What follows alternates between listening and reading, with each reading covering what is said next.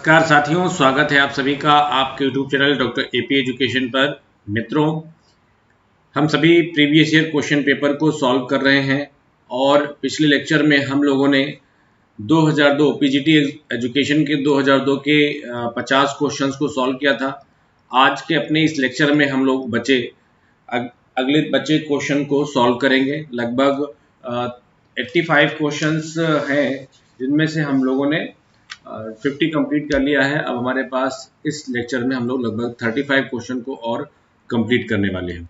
तो जो साथी इस चैनल पर नए हैं, जो अभी इस चैनल के बारे में विशेष जानकारी उनको नहीं है, तो मैं बता देना चाहता हूं कि यदि आप कहीं से भी शिक्षा शास्त्र विषय से संबंधित हैं तो यह YouTube चैनल आपके लिए इम्पोर्टेंट है, महत्वपूर्ण है। और यहाँ पर आपको सारी चीज़ें पूरी तरीके से निःशुल्क हैं। यहाँ पर किसी प्रकार का कोई चार्ज नहीं है। आप चैनल के साथ जुड़ सकते हैं और आपको ज़रूर आपके पढ़ाई में, आपके अध्ययन में ज़रूर सहायता प्राप्त होगी। तो चलिए आज के अपने लेक्चर को हम लोग स्टार्ट करते हैं 51 नंबर क्वेश्चन से। तो 51 नंबर क्वेश्चन हमारा क्या कहता है, ज़रा सा देखते हैं कहाँ पर है हमारा 51 नंबर का क्वेश्चन, और आज के लेक्चर को हम लोग स्टार्ट कर लेते हैं।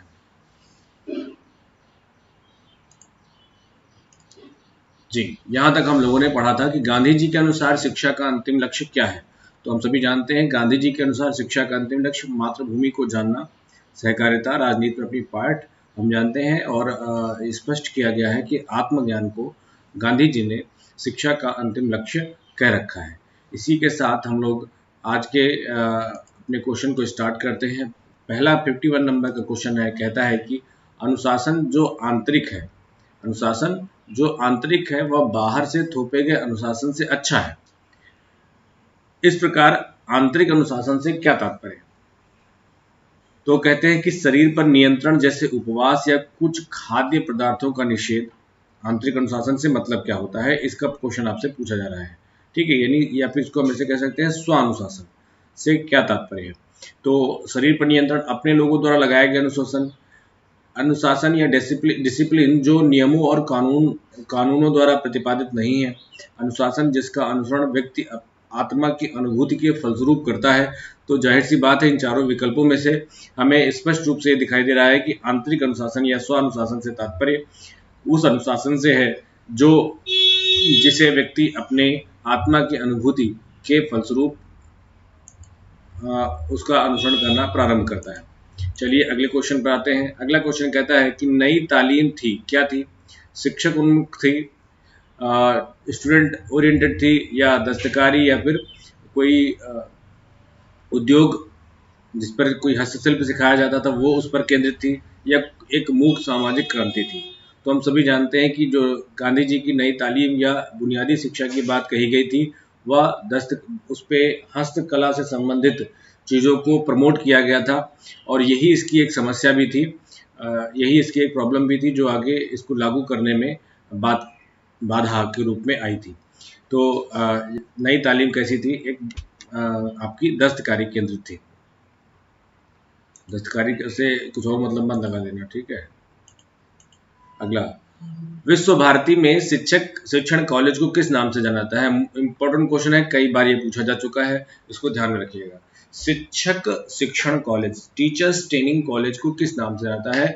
विश्व भारती किसका संस्थान है? विश्व भारती हमारे रविन्द्रनाथ टैगोर जी द्वारा स्थापित संस्थान है, जिसे 1951 में केंद्रीय विश्वविद्यालय का दर्जा दिया गया। और इसके प्रधानमंत्री चांसलर होते हैं, मोस्टली राष्ट्रपति होते हैं सबके, लेकिन विश्व भारती के प्रधानमंत्री हैं, इस बात को ध्यान में रखिएगा।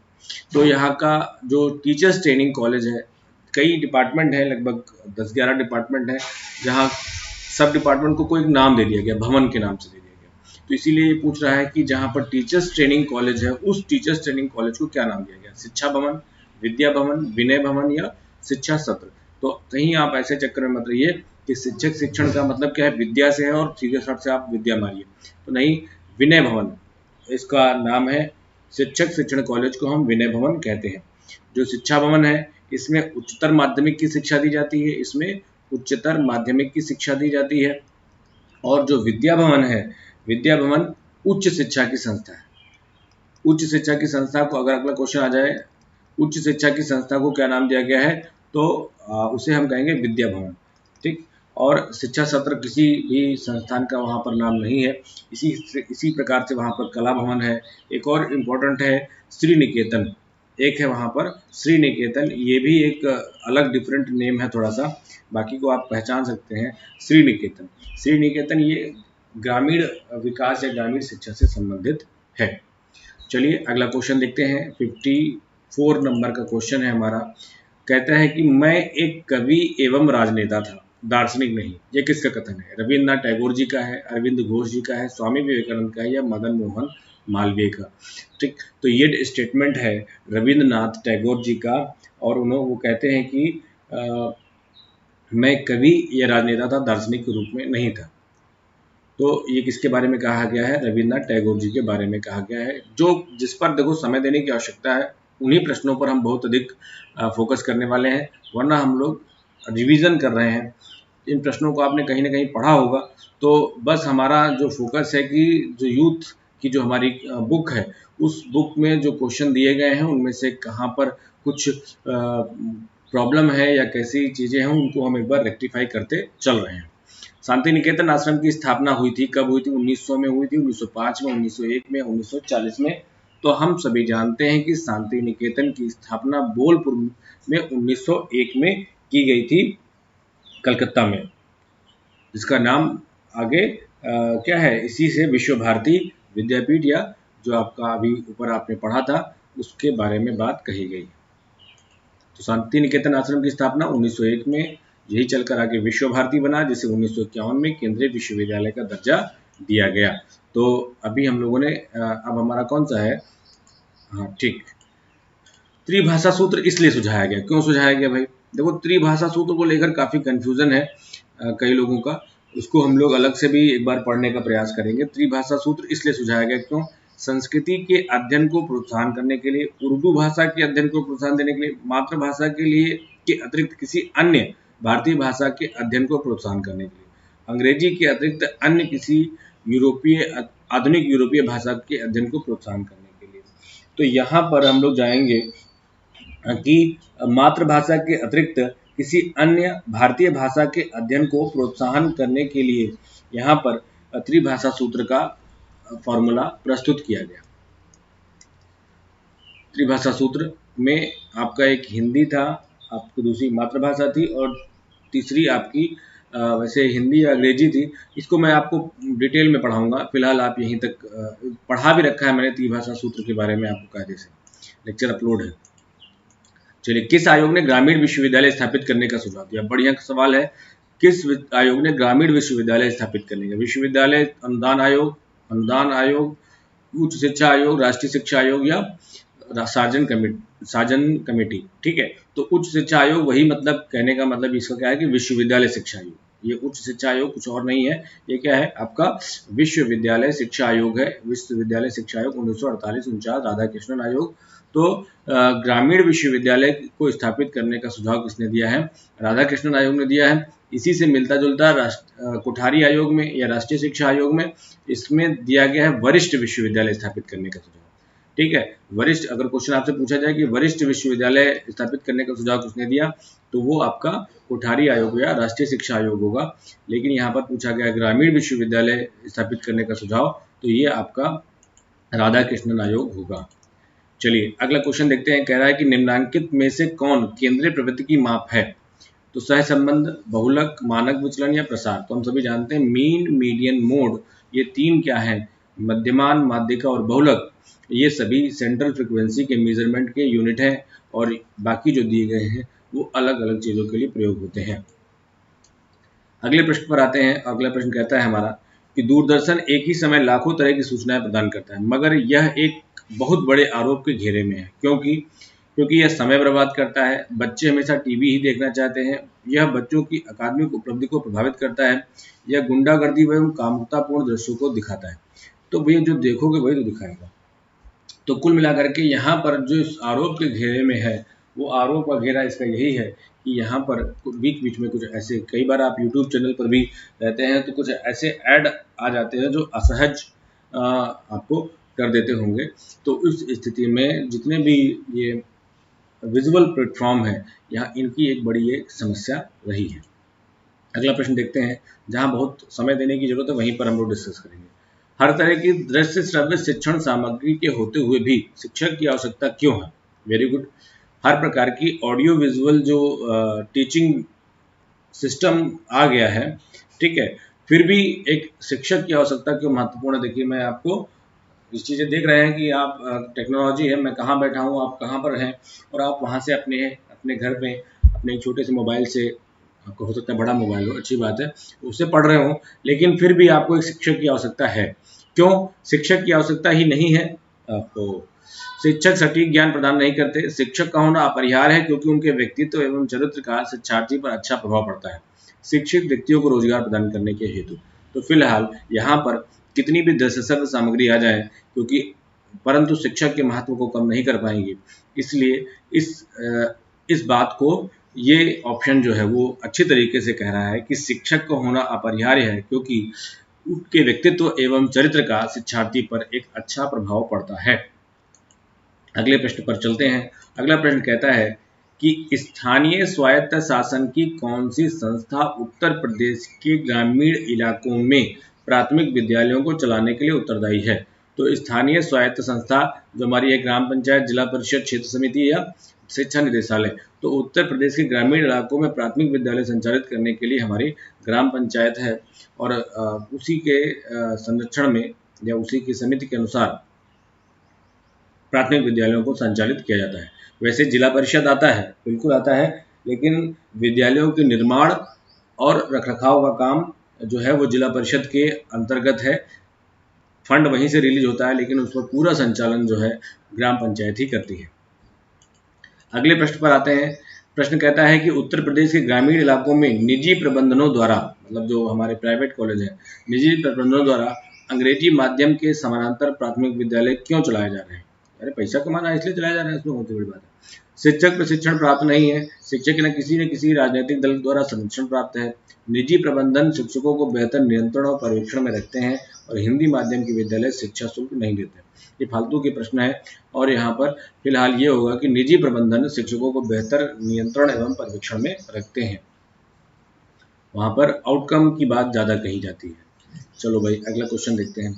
उत्तर प्रदेश के गाँव में 6 से लेकर 8वीं तक की कक्षाएं वरीय बुनियादी विद्यालय एवं उच्च विद्यालय दोनों में ही क्यों चलाई जा रही हैं? शिक्षकों की नौकरी बचाने के लिए। हाँ, वेरी गुड। वरीय बुनियादी विद्यालय जिला परिषद द्वारा चलाए जाते हैं। प्रशासन दोनों का एक साथ विलयन करने की दिशा में सशक्त कदम नहीं उठा पा रही है, और इनमें से कोई नहीं। तो देखो, इसकी आलोचना भी बहुत होती है बुनियादी शिक्षा की। शुरू में था, अब तो इसका काम खत्म हो चुका है। और आत्माराम दुबे जी ने कहा था कि ये गांधी जी का नाम इससे जुड़ा होने के कारण ये गुड़ भरी हंसिया हो गई, जो खाते न बन रही है न निगलते बन रही है। तो गांधी जी का नाम था, इसलिए इसको थोड़ा बहुत खींचा गया था, वरना इसमें कुछ दम था नहीं। इसलिए क्यों नहीं दम था? क्योंकि ये पूरी तरीके से प्राथमिक विद्यालयों को सेल्फ डिपेंड करना चाह रही थी, लेकिन सार्जेंट कमीशन ने कहा था कि विद्यार्थियों के द्वारा जो उत्पाद बनाए जाएंगे, उन उत्पादों को बेच करके हम प्राथमिक विद्यालय का खर्चा नहीं चला सकते, क्योंकि उनके उत्पादों में या जो प्रोडक्ट्स बच्चे बनाते हैं वो उतने फिनिश्ड गुड थोड़ा ना होंगे, या ना उतने ही अच्छे होंगे, तो उनको इतना अच्छा मूल्य नहीं मिलेगा, इतना अच्छा मार्केट नहीं मिलेगा, और उससे हम कॉलेज को सेल्फ डिपेंड नहीं कर पाएंगे। तो प्रशासन फिलहाल इसको कुछ दिन तक खींचता जरूर रहा। बुनियादी विद्यालय और उच्च विद्यालय दोनों में ही क्यों चलाई जा रही है? क्योंकि एक साथ इसके विलयन करने की दिशा में कोई सशक्त कदम नहीं उठाया गया, और कोठारी आयोग ने भी आगे कह दिया कि इसे हम बुनियादी नहीं कहेंगे, हम प्रारंभिक शिक्षा के रूप में आगे लेकर चलेंगे। चलिए नेक्स्ट क्वेश्चन देखते हैं। उत्तर प्रदेश सरकार ने मुदालियर आयोग द्वारा नए ढांचे को क्यों स्वीकार नहीं किया? उत्तर प्रदेश सरकार ने मुदालियर आयोग द्वारा ढांचे को क्यों स्वीकार नहीं किया? उसे दूसरे राज्यों द्वारा दिए गए परीक्षणों के परिणाम प्रतीक्षा थी। उत्तर प्रदेश के मध्य यानी उच्च प्राथमिक शिक्षा पहले से स्कूल बोर्ड के अधीन थे। उत्तर प्रदेश को अपनी प्रणाली पर आत्मविश्वास था, सरकार को कोई जल्दबाजी नहीं थी। फालतू की बातें हैं। जैसे ही सैडलर कमीशन ने या जैसे ही विश्वविद्यालय शिक्षा आयोग ने, ठीक है, विश्वविद्यालय शिक्षा आयोग, सॉरी कलकत्ता विश्वविद्यालय आयोग, जैसे ही कलकत्ता विश्वविद्यालय आयोग 1927-19 में गठित किया गया, 1917 में इसको गठित किया गया, और इसने अपनी रिपोर्ट 1919 में सबमिट की। तो सैडलर कमीशन, सैडलर इसके, सर माइकल सैडलर इसके अध्यक्ष थे। इन्होंने क्या कहा था कि इनका जो अपॉइंटमेंट था वो कलकत्ता विश्वविद्यालय की समस्याओं को दूर करने के लिए था। सर आशुतोष मुखर्जी जी ने इस पर इनको सरकार से अवगत कराया था। कह रहे थे कि कलकत्ता विश्वविद्यालय पर बोझ बहुत है, इसके संबद्ध जो एफिलेटेड कॉलेज हैं वो बहुत ज़्यादा हो गए हैं, इसकी परीक्षाएं नहीं हो पा रही। इसके साथ साथ जब इसने अध्ययन करना प्रारंभ किया तो देखा कि इस पर उच्च शिक्षा के साथ साथ माध्यमिक शिक्षा का भी भार इस पर आ गया, यानी इंटर की जो परीक्षा है उसको भी आयोजित करने का काम कौन कर रही है, विश्वविद्यालय कर रहा है। तो कलकत्ता विश्वविद्यालय आयोग ने सबसे पहले स्पष्ट किया कि काम करो भैया, पहले तो विश्वविद्यालय जो है उसको इसी श्रेणी तक रखो, उच्च शिक्षा पर ही काम करने दो, माध्यमिक शिक्षा के भार से इसको मुक्त किया जाए और प्रत्येक राज्यों में इसके लिए एक सेपरेट बोर्ड स्थापित किया जाए, एक जिसमें अन्य अन्य लोग होंगे।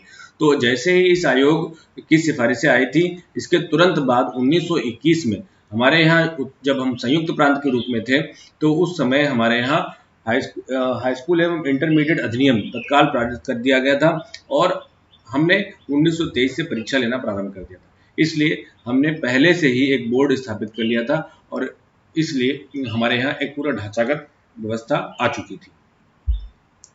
तो हम कहेंगे उत्तर प्रदेश में उच्च माध्यमिक शिक्षा पहले से ही स्कूल बोर्ड के अधीन थी। नेक्स्ट क्वेश्चन पर आते हैं। उत्तर प्रदेश में विद्यालयों का निरीक्षण एवं पर्यवेक्षण किस प्रकार किया जाता है? शिक्षा मंत्री द्वारा, जिला विद्यालय निरीक्षक द्वारा, ये होना चाहिए जिला परिषद के अध्यक्ष और विशेषज्ञों की नामित सदस्य द्वारा। फलता बात है। तो जिला विद्यालय निरीक्षक, हम जानते हैं कि निरीक्षणों कौन करता है, डीआईओ करता है। जिला विद्यालय निरीक्षक के द्वारा हम इसका जो निरीक्षण या इंस्पेक्शन और सुपरविजन है वो जिला विद्यालय निरीक्षक या डीआईओ द्वारा किया जाता है। अगला क्वेश्चन है, उत्तर प्रदेश ने 10+2+3 की योजना का अनुसरण किया है, लेकिन उत्तर प्रदेश के अधिकांश विश्वविद्यालयों में स्नातक स्तर में ऑनर्स की डिग्री प्रदान नहीं की जाती। ऐसी स्थिति में जिन राज्यों में ऑनर्स की डिग्री मिलती है वहां जाने पर यहाँ के विद्यार्थियों को किस तरह की असुविधा का सामना करना पड़ता है? कोई असुविधा का सामना नहीं करना पड़ता है, यहीं की डिग्री को वहां पर मान लिया जाता है। देखते हैं क्या कह रहा है। स्नातक स्तर में ऑनर्स पाठ्यक्रम और त्रिवर्षीय डिग्री पाठ्यक्रम एक समान है, फलतः इन विद्यार्थियों को किसी असुविधा का सामना नहीं करना पड़ता। इन्हें दूसरे राज्यों में नौकरियों एवं शिक्षण संस्थानों में भर्ती के मामले में कम महत्व दिया जाता है। इन्हें अपेक्षाकृत निम्न स्तर का समझा जाता है। त्रिवर्षीय डिग्री को पास कोर्स माना जाता है। तो यहाँ पर ये एक ऐसा लेंदी क्वेश्चन है जिसको कोई स्पष्ट इसका उत्तर नहीं है, तो फिलहाल हम लोग जो यूथ की किताब में दिया हुआ है उसी को मान लेते हैं। त्रिवर्षीय डिग्री को पास कोर्स माना जाता है। वैसे ये वाला भी कोई गड़बड़ नहीं है। चलिए अगला क्वेश्चन देखते हैं क्या कह रहा है। अगला क्वेश्चन कहता है, गांधी जी के अनुसार शिक्षा का तात्कालिक लक्ष्य क्या है? तात्कालिक उद्देश्य की बात यहाँ पर की गई है।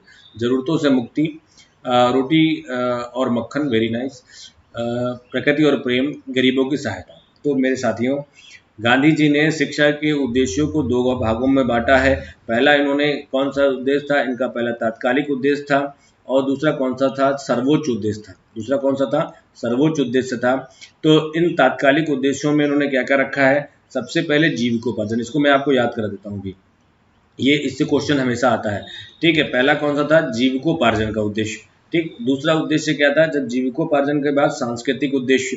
ठीक है, तीसरा क्या है, धैर्य रखिए, ये अभी मैं आपको याद करा देता हूँ। दूसरा है हमारा है सांस्कृतिक उद्देश्य।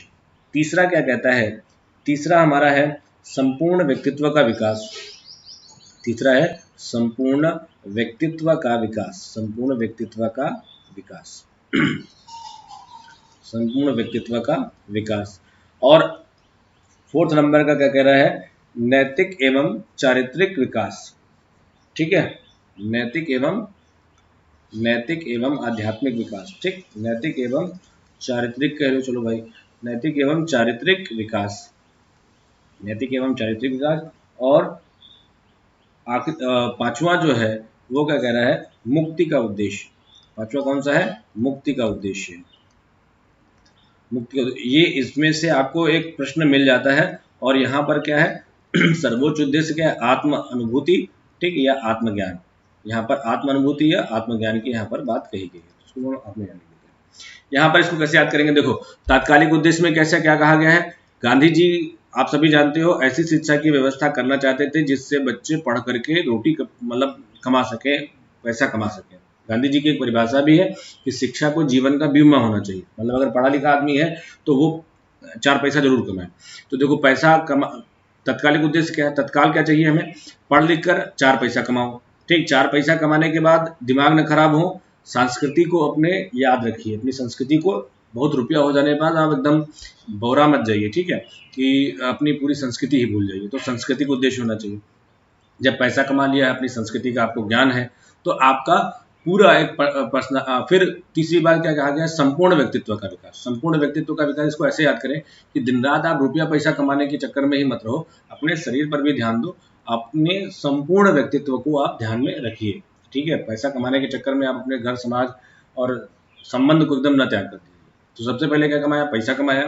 पैसा कमाने के बाद, पैसा कमाते हुए बुद्धि खराब ना हो, तो अपनी संस्कृति का आपने ध्यान रखा। उसके बाद इन सब बातों को ध्यान में रखते हुए आपने अपने संपूर्ण व्यक्तित्व का विकास किया। व्यक्तित्व का विकास करने के बाद, जब व्यक्तित्व का विकास होगा तो उसके अंदर, आपके अंदर नैतिक एवं चारित्रिक विकास भी होगा।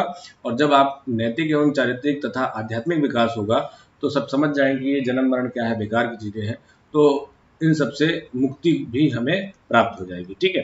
तो यहाँ पर क्या होगा, जरूरतों से मुक्ति शिक्षा का इन चारों विकल्पों में होना चाहिए। और इसको थोड़ा सा आप याद कर लीजिएगा, इंपॉर्टेंट क्वेश्चन है। और यहाँ पर हम लोग कंफ्यूज हो जाते हैं तात्कालिक और सर्वोच्च उद्देश्यों के मध्य, ठीक है। चलो नेक्स्ट क्वेश्चन देखते हैं। औपचारिक शिक्षा हमें कहाँ से प्राप्त होती है? औपचारिक शिक्षा हमें कहाँ से प्राप्त होती है? क्लब से औपचारिक की बात हो रही है, फॉर्मल एजुकेशन, राजनीतिक दलों से, विद्यालयों से, या धार्मिक स्थलों से? तो हम जानते हैं कि फॉर्मल एजुकेशन का मोस्ट इंपॉर्टेंट प्लेस जो हमारा है वो क्या है, वो विद्यालय है। अगले क्वेश्चन पे आते हैं। अगला क्वेश्चन क्या कहता है कि अनौपचारिक शिक्षा के सूत्र क्या है, ठीक है। इनफॉर्मल, या इसको क्या बोलते हैं, नॉन फॉर्मल एजुकेशन, ठीक है, इसको बोलते हैं नॉन फॉर्मल एजुकेशन। तो नॉन फॉर्मल एजुकेशन का सोर्स क्या है? विद्यालय, कोचिंग सेंटर, बिना किसी औपचारिकता के वातावरण से प्राप्त अनुभव, या शिक्षादाता। तो हम सभी जानते हैं कि ऐसा स्थान जहाँ पर कोई लिखना पढ़ना सब चीज़ें तय नहीं होती हैं, उसके बाद भी हम वहाँ से शिक्षण अनुभव या सीख प्राप्त करते रहते हैं। आप भोजन कर रहे हैं, टेबल पर बैठे हैं और आप पैर हिला रहे हैं, तो आपको एक पीछे से नीचे से लात पड़ी और आपसे कहा गया कि भोजन करते समय पैर नहीं हिलाते, भोजन पर ध्यान दो, ठीक। तो वो भी एक शिक्षा मिल गई। तो उसका कोई प्लेस डिसाइड नहीं है, समय डिसाइड नहीं है, कभी भी आपको कहीं पर भी कोई भी ज्ञान प्राप्त हो सकता है ना। गैर औपचारिक इनफॉर्मल एजुकेशन की आवश्यकता क्यों है? गैर, तीनों की बात यहाँ पर आगे देखो। वास्तविक शिक्षा की दिशा में आंख खोलने के हेतु, अच्छा। विपक्षी दल को संतुष्ट करने, वेरी नाइस। औपचारिक संस्थाएं जहाँ अपने यहाँ भर्ती कराने की भीड़ को संभाल पाने में असमर्थ है, इनमें से कोई नहीं। तो जो हमारी इनफॉर्मल एजुकेशन है, निरौपचारिक शिक्षा है, वो निरौपचारिक शिक्षा इसीलिए है कि जिन विद्यार्थियों को सामान्य विद्यालयों में प्रवेश नहीं मिल पाता, उनके लिए ऐसे संस्थान डिस्टेंस लर्निंग के माध्यम से खोले गए हैं जो वहां पर अपने प्रवेश को सुनिश्चित कर सकते हैं। कहता है कि 71 नंबर का सवाल कि डिस्टेंस एजुकेशन, दूरवर्ती शिक्षा की आवश्यकता क्यों है? कुछ लोगों को रोजगार उपलब्ध कराने हेतु, अवांछित तत्वों को शिक्षित करने हेतु, अवांछित तत्व, बहुत बढ़िया, डिग्री को सस्ता बनाने हेतु। दूरवर्ती शिक्षा गैर औपचारिक शिक्षा का एक अभिन्न हिस्सा है। तो डिस्टेंस एजुकेशन की आवश्यकता इसलिए है क्योंकि अगर इनफॉर्मल एजुकेशन देनी है तो डिस्टेंस एजुकेशन को हमें अपने साथ अडॉप्ट करना होगा। दूरवर्ती शिक्षा का सामान्य, देखो जो जहाँ पर दिमाग या समय लेने की आवश्यकता है वहीं रुकिए। दूरवर्ती शिक्षा का सामान्य प्रारूप क्या है? डिस्टेंस एजुकेशन का जो सामान्य तरीका है वो क्या है? पत्राचार, ठीक है। निजी तौर पर परीक्षा में बैठने की अनुमति प्रदान करना, शुल्क के रूप में बड़ी धनराशि स्वीकार करना है, और एक कोचिंग सेंटर चलाना। तो सामान्य प्रारूप क्या है? पत्राचार पाठ्यक्रम के रूप में डिस्टेंस एजुकेशन का हम लोग प्रारूप या इसका एक ढांचा देखते हैं। अगला क्वेश्चन है हमारा, औपचारिक शिक्षा प्रदान करने वाली सबसे महत्वपूर्ण संस्था कौन सी है? तो क्या रिपीट हो गया क्या क्वेश्चन? बिल्कुल। देखिए 2 बार क्वेश्चन ये आ गया है और एक ही 69 नंबर पर भी हम लोगों ने पढ़ा, 68 नंबर में हम लोगों ने पढ़ा, और वही क्वेश्चन 73, मतलब कैसे जबरदस्ती, मतलब बिना कुछ मूड के पेपर बना दिए। आप देख भी रहे हैं, स्तर भी देख रहे हैं, कोई बहुत उसमें। औपचारिक शिक्षा प्रदान करने वाली सबसे महत्वपूर्ण संस्था कौन सी है? विद्यालय है। बहुत लफड़े नहीं पड़ेंगे, ठीक। कुछ लोग पुस्तकालय में लगा देना, ठीक है। संविधान के किस संशोधन में 6 से लेकर 14 तक के संविधान के किस संशोधन के तहत 6 से 14 वर्ष तक की उम्र वाले बच्चों के लिए शिक्षा को एक मौलिक अधिकार बनाया गया? तो 91, 93, 92 या इनमें से कोई नहीं? तो हम सभी जानते हैं मौलिक अधिकार बनाया गया 86वें संविधान संशोधन। कब? 86वें संविधान संशोधन 2002 में। तो यहाँ पर 86 नंबर की बात कहीं नहीं की गई है। ये 4 खाना आगे भाग गए हैं, तो इनको हम कहेंगे इनमें से कोई नहीं। अगला प्रश्न देख लेते हैं और कहता है नेक्स्ट नंबर हमारा क्वेश्चन कि उपर्युक्त संशोधन के अनुसार जब माता पिता को अपने बच्चे को आवश्यक रूप से विद्यालय भेजने का कर्तव्य नहीं रह गया, आवश्यक रूप से नहीं रह गया, इसका क्या परिणाम हो सकता है? सरकार माता पिता को वैसे तो वहां पर मतलब एक कर्तव्य के रूप में बता दिया गया है। सरकार माता पिता को समझा बुझा सकती है, इसका अच्छा प्रत्युत्तर कोई महत्वपूर्ण परिवर्तन नहीं आ रहा, धन की बर्बादी होगी। तो क्या होगा कि वैसे तो कर्तव्य रह गया है, नहीं रह गया है ये मुझे समझ में नहीं आ रहा है कि आवश्यक रूप से भेजने का कर्तव्य बनाया गया है, ठीक है। जो हमारा 86वां संविधान संशोधन है वहां पर हमारा 51 जो हमारा का है उसके हमारे 10 जो कर्तव्य थे उसमें से 11वां कर्तव्य यही बनाया गया है कि हमारे पास कोई भी बच्चा है, मतलब हमारा बेटा ही नहीं, हमारे पास अगर हमारे यहाँ कोई काम भी कर रहा है, हमारे संरक्षण में कोई भी 6 से 14 वर्ष का बच्चा है तो उसको आप विद्यालय भेजेंगे, ऐसा आपका कर्तव्य है, ठीक है। तो ये होना चाहिए, यहाँ पर नहीं वर्ड मुझे समझ में नहीं आ रहा, ठीक। तो इसका अगर कर्तव्य निर्धारित कर दिया गया है तो इसका एक अच्छा हमें रिस्पॉन्स मिलेगा। अगला क्वेश्चन क्या है? जनसंचार के सभी माध्यम एक जबरदस्त दोष से युक्त है क्या? सॉरी मास कम्युनिकेशन के जितने भी हमारे मीडियम संसाधन है वो किस उसमें क्या कमियां हैं उसकी बात यहाँ पर हो रही है। ये पूर्वाग्रह से युक्त है, ये विशाल संख्या में विज्ञापन दे रहे हैं, ये एक तरफा संश्लेषण कम्युनिकेशन करते हैं, इनमें से कोई नहीं। तो हम सभी जानते हैं कि जितने भी मास कम्युनिकेशन या जनसंचार के संसाधन हैं उनमें एक तरफा वन वे कम्युनिकेशन होता है, जहाँ पर चीज़ें बताई जाती हैं, ठीक। अब तो फिलहाल इन सब चीज़ों इन सब दोषों को भी दूर किया जा रहा है, टू वे कम्युनिकेशन ऑनलाइन चीज़ें होती हैं तो वहाँ से दूर किया जा सकता है। लाइव जब क्लासेस होते हैं तो कमेंट्स भी आते हैं, तो लगभग टू वे कम्युनिकेशन स्टेब्लिश करने का प्रयास किया जाता है।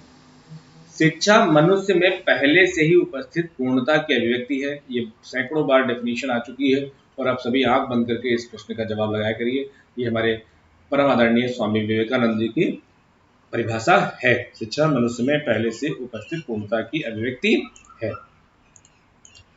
प्रत्येक कला का उद्देश्य कोई ना कोई भलाई हुआ करता है, यह कथन किसका है? टीपीनन, रॉस, अरस्तु और रूसो का।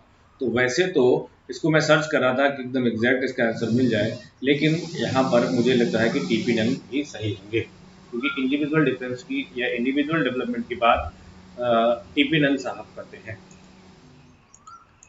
हर्बर्ट स्पेंसर के अनुसार शिक्षा का उद्देश्य क्या है? मोक्ष, ज्ञान प्राप्ति, पूर्ण जीवन निर्वाह और अपने पूर्वजों की गलती को सुधारना। तो यहाँ पर थोड़ा सा स्टॉप लगाइए, और ये क्वेश्चन यूथ की बुक में ज्ञान प्राप्ति दिया हुआ है, लेकिन यहाँ पर इस प्रश्न का जवाब होना चाहिए पूर्ण जीवन निर्वाह, क्योंकि एक प्रश्न मैंने जो सीनियर्स से भी हम लोगों ने डिस्कस किया कि इसका आंसर क्या होगा, तो उन लोगों का भी यही था कि पूर्ण जीवन निर्वाह होना चाहिए। दूसरा इसका मैंने सर्च जब किया तो मैंने देखा कि नेट के जो प्रीवियस ईयर क्वेश्चन पेपर है वहां पर भी एक क्वेश्चन पूछा गया है कि निम्नलिखित में से किस दार्शनिक ने शिक्षा को संपूर्ण जीवन निर्वाह का एक साधन माना है, ठीक।